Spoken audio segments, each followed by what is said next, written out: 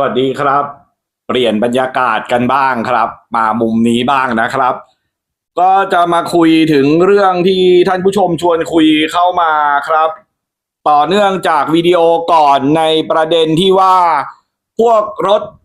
กระบะแต่ง PPV ซิ่งมันหายไปไหนนะครับอันนี้ก็จะมาขยายความครับเพราะว่าท่านผู้ชมอยากให้คุยนะครับว่าอ่า มันหายไปแล้วทำไมมันถึงหายนะครับ และอะไรที่มันหายไปบ้างนะครับ ที่มันเลิกทำกันนะ นะครับเหตุผลของการหายไปในวิดีโอก่อนนี้เราได้คุยกันไปแล้วนะครับหนึ่งก็คือมันพังครับนะครับสองก็คือมันไม่ได้ผลครับสามก็คือมันเสี่ยวประมาณนี้นะครับ เหตุผลหลักๆนะครับ ก็มาเริ่มกันเลยนะครับไอ้พวกที่ทำแล้วพังเนี่ยมันก็จะเป็นพวกการแต่งเครื่องล่ะครับแต่งเครื่องให้มันแรงนะครับมีอะไรบ้างถอดแว่นก่อนเช่นมันก็จะแบ่งเป็นสองอย่างนะครับวันนี้เราคุยกันถึงเรื่องกระบะและ PPV ครับมันก็จะมีการเพิ่มน้ำมันนะครับกับการเพิ่มบูสต์ครับเพิ่มน้ำมันตอนแรกก็เมื่อราวๆ20 ปีที่แล้วตอนที่ไอพวกคอมมอนเรลมันเข้ามานะครับเข้ามาอยู่ในกระบะและ PPV เนี่ยเขาก็มีการพยายามจะทำกล่องดันรางมีความพยายามจะเพิ่มน้ำมันกันมาอย่างต่อเนื่องครับก็พัฒนากันไปอันนี้ก็ได้คุยไปแล้วนะครับว่าพัฒนากันไปทางด้านไหนบ้างทั้งกล่องดันรางกล่องยกกล่องพ่วงต่างๆนะครับรีแมปอะไรแบบนี้ครับยิ่งทำมันก็ยิ่งแข่งกันโดยที่เขาไม่ได้แข่งกันหาความรู้เขาแข่งกันทำให้มันแรงขึ้นตามจินตนาการของเขาก็คือเพิ่มน้ำมันมากขึ้นก็ตั้งแต่ไปปรับที่กล่องไปหลอกสัญญาณอะไรแบบนี้จนถึงขนาดเปลี่ยนหัวฉีดทำปั๊มอะไรโหระเบิดภูเขาเผากระท่อมกันเละเทะนะครับสุดท้ายมันก็พังครับเพราะว่ามันมากเกินไปครับพออะไรที่มันมากเกินไปเนี่ยมันแรงมันก็ไม่แรงแถมมันพังนะครับอันนี้ไอการกิจกรรมพวกนี้ก็เลยในวันนี้มันก็เลยซาลงไปหรือแทบจะหายไปแล้วคือไม่มีใครเขาจะไปทำอะไรแบบนี้แล้วนะครับเพราะเขาเรียนรู้กันแล้วว่าทำไปมันก็ไม่ได้แรงอะไรแล้วก็พังเปล่าๆครับต่อมาการที่จะทำให้มันแรงขึ้นอีกทางหนึ่งก็คือการเพิ่มปริมาณอากาศนะครับก็คือ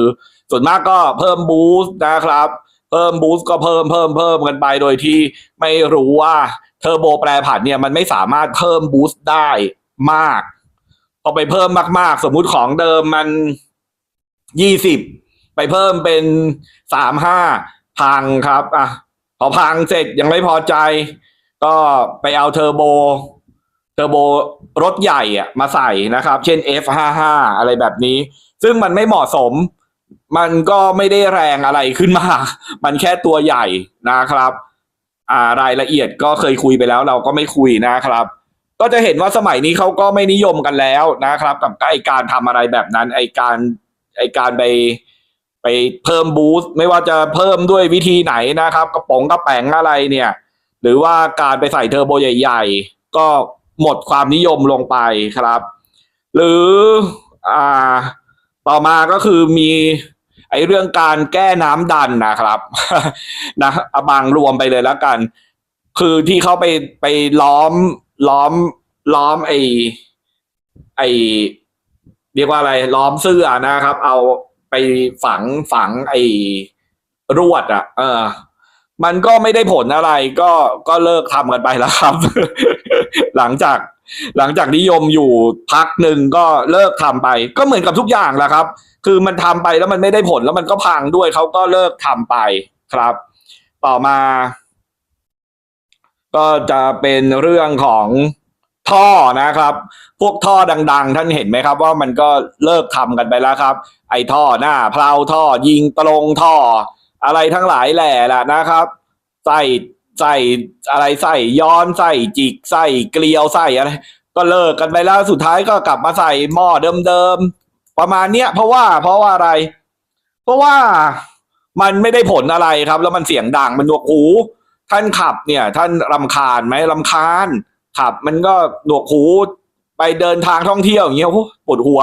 นะครับ คุยกันก็ไม่ได้ยิน เปิดเพลงก็ไม่ได้แบบฟังไม่รู้เรื่องอะฟังอะไรก็ไม่รู้เรื่องฟังเปิดนำทางยังไม่รู้เรื่องเลยนะครับ ดังนั้นไอ้พวกท่อดังท่อหน้าเพลาท่อสูตรประหลาดอะไรนี่มันก็เลิกกันไป เพราะว่าแรงก็ไม่แรงขึ้นแม่งก็ดังหนวกหูแล้วก็ไปตรวจสภาพก็ไม่ผ่าน เจอด่านก็มีปัญหานั่นแหละครับนะตัดแคทก็เลิกทำกันไปครับ เพราะว่าตัดไปก็ไม่เห็นได้ผลอะไรขึ้นมา ก็หลอกตัวเองว่ามันแรงขึ้นอย่างนั้นอย่างนี้แต่จริงๆมันก็ไม่ได้แรงขึ้นมาแถมจะแรงน้อยลงเสียอีก มันก็เดี๋ยวนี้ก็เลิกทำกันไปแล้วครับ ไม่มีใครคุยท่านสังเกตไอ้ที่พูดมาเนี่ยเดี๋ยวนี้ไม่มีใครคุย แต่เมื่อปี2 ปี3 ปี4 ปี5 ปี7 ปีอะไรที่ผ่านมาโอ้คนเขาก็คุยกันแต่เรื่องพวกเนี้ยแต่มาวันนี้ไม่มีใครคุยแล้วครับเพราะว่ามันพังไปหมดแล้วมันไม่ได้ผลเขารู้แล้วว่ามันไม่ได้ผลเขารู้แล้วว่ามันเสี่ยวเราก็เอาต่อมาก่อนจะเรื่องเสี่ยว มาเรื่องของพวกหม้อน้ำอลูมิเนียมนะครับ แล้วก็พัดลมไฟฟ้า อันนี้ก็เคยนิยมกันอยู่พักหนึ่งครับ แล้วตอนนี้เป็นไง ไม่มีใครทำแล้วครับ ที่ทำก็คือว่าก็ทำไปแล้วบางส่วนไอ้พัดลมไฟฟ้าเนี่ย บางคนก็ถอดออกครับ แล้วก็ใส่กับพัดลมฟรีปั๊มกับเดิม เพราะอะไรเพราะพัดลมไฟฟ้ามันมีปัญหา ตัวมันก็ห่วยนะครับ ตัวพัดลมมันก็ห่วย ก็พัดลมเจ๊กนั่นแหละรีเลย์ก็รีเลย์เจ๊กอีกนั่นแหละไอเซนเซอร์ก็คือไอเทอร์โมสวิตช์ก็ของเจ๊กสายไฟยังเจ๊กเลยนะครับ มันก็ห่วยไปทั้งหมดแล้วไปเป็นยังไงแม่งวิ่งไปก็เสียฐานหมดพัดลมพังรีเลย์เจ๊งอะไรมันเลอะเทอะครับนะ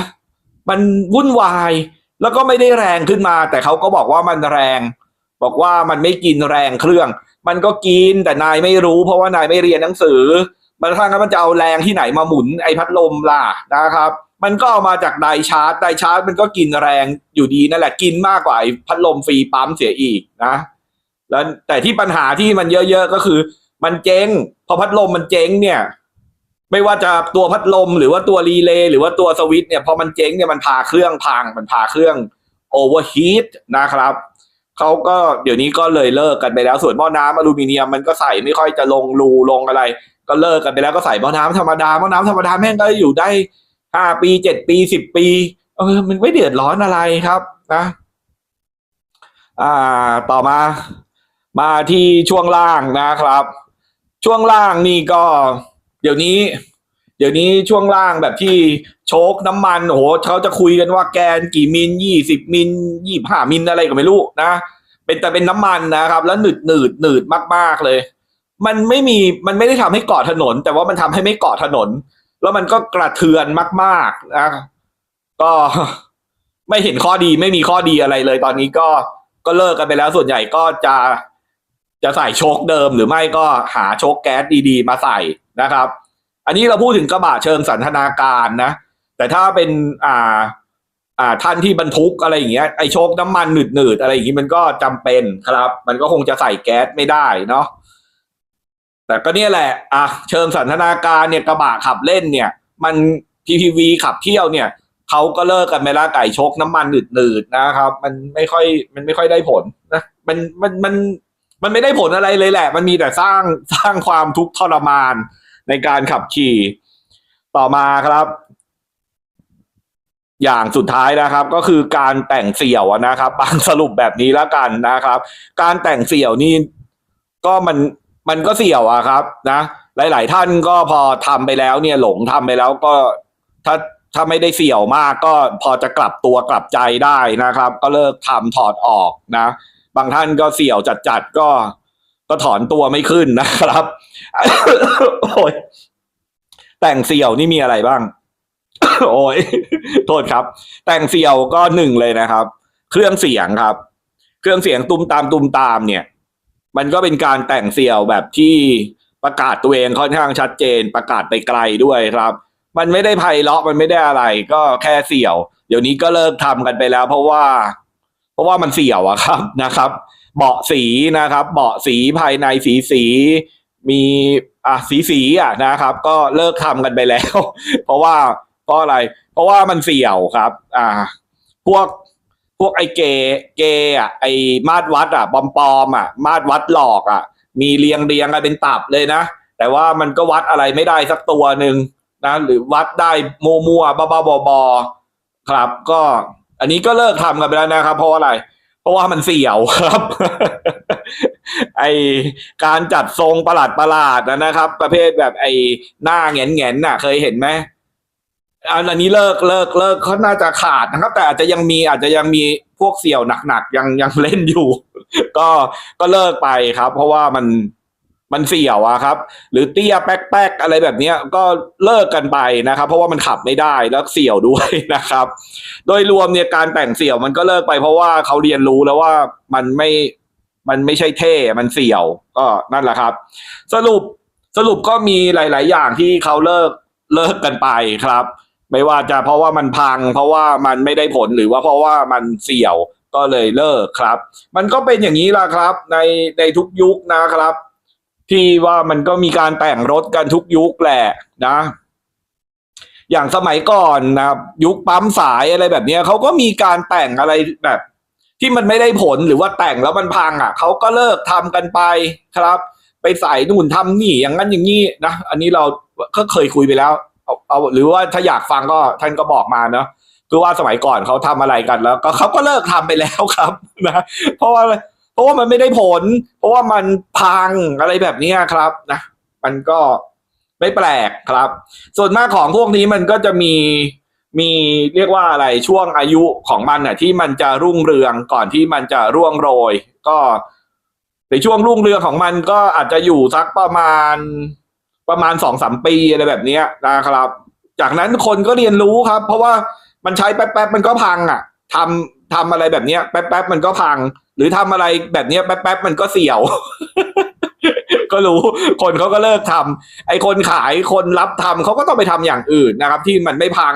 หรือว่าที่เขาจะไม่โดนด่าหรือว่าที่เขาจะไม่คือเสี่ยวก็ไม่มาทำแล้วอะไรแบบนี้นะครับก็ต้องเปลี่ยนอาชีพกันไปเปลี่ยนแนวทางแต่งกันไปครับซึ่งท่านก็จะเห็นว่ามันก็จะมีการที่เดี๋ยวนี้พอแต่งแบบนี้เขาไม่นิยมกันแล้วมันไม่มีลูกค้าแล้วเขาก็เปลี่ยนไปทำอย่างอื่นอาจจะไปเปลี่ยนไปคนละแนวเลยก็ได้อาจจะเปลี่ยนไปแต่งออฟโรดไปแต่งรถนอนอะไรแบบนี้แทนที่จะแต่งแรงแต่งเครื่องอะไรเพราะว่าตอนนี้มันเลิกกันไปแล้วไงนะครับไอ้ท่อดังๆก็เลิกไปแล้วก็เขาก็ต้องเปลี่ยนแนวอาจจะเชื่อมท่อได้ดัดท่อได้ก็อาจจะไปทำบันไดทำกันชนทำอะไรแทนทำไอ้แหลกแทนอะไรอย่างนี้ครับก็ตามกระแสมันก็เปลี่ยนกันไปเรื่อยๆล่ะครับนะครับอย่าไปคิดอะไรมากครับก็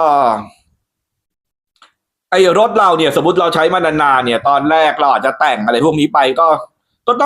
ทำกลับเดิมนะครับมันจะได้ไม่เสี่ยว บางถึงเน้นย้ำนะครับว่าทำก็ทำกลับเดิมมันจะดีที่สุดมันจะไม่เสี่ยวแล้วมันจะไม่พังด้วยนะครับนะอันนี้แล้วมันได้ผลแน่นอนครับคือมันดีกว่าไอ้แต่งเลอะเทอะอะไรพวกนั้นครับครับเขาก็เลิกกันไปแล้วไงนะครับแล้วท่านจะอยู่เสี่ยวอยู่ทำไมล่ะครับขอบคุณครับสวัสดีครับ